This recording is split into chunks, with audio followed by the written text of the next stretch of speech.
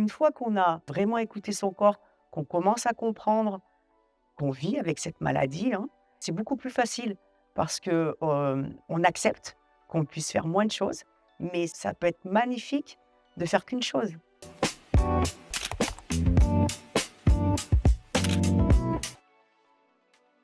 Bonjour, je m'appelle Antoinette, j'ai 58 ans. Je suis atteinte d'une fibromyalgie depuis 6 ans.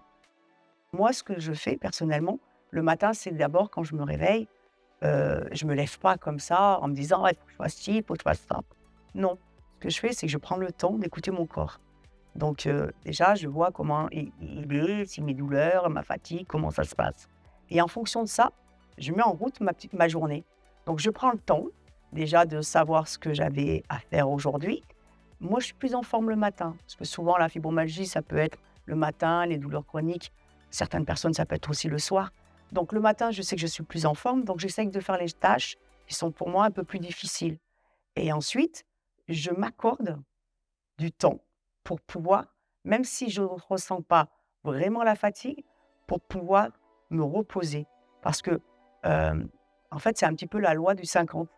C'est que je vais faire un petit peu les 50 de ce que j'avais prévu de faire pour pouvoir garder cette énergie qui me reste, pour pouvoir finir ma journée et ne pas être en crise. Parce qu'on peut payer ce qu'on fait la journée, le lendemain ou le surlendemain. Donc c'est toute une question d'organisation, forcément. C'est compliqué au début, très compliqué.